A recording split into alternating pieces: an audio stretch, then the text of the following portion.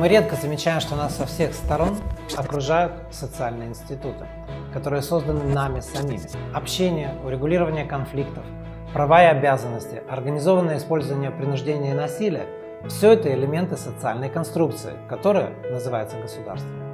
У меня есть три основные идеи. Первое.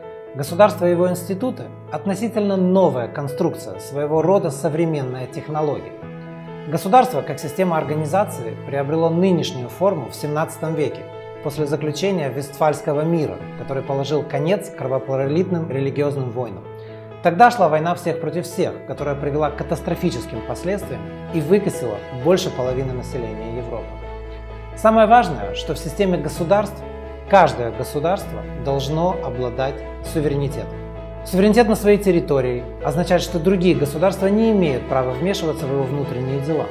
На сегодняшний день почти треть территории земного шара не имеют государства. Хаос и война там частые гости. Второе. Государство может или открыть двери для развития, или может стать инструментом репрессий и подавления инакомыслящих. Есть несколько ключевых условий для создания государства для развития. В первую очередь, нельзя позволить одному человеку или группе людей получить полный безраздельный контроль над государством. Государство – это конструкция для продвижения интересов всех, общих интересов, а не частных интересов отдельных лиц. Во-вторых, в государстве должны соблюдаться простые, понятные правила, а также должно существовать реальное разделение между законодательной властью, парламентом, исполнительной властью, правительством и судебной властью. Только такое реальное разделение властей может предотвратить контроль над государством со стороны группы лиц и обеспечить всем равные возможности развития.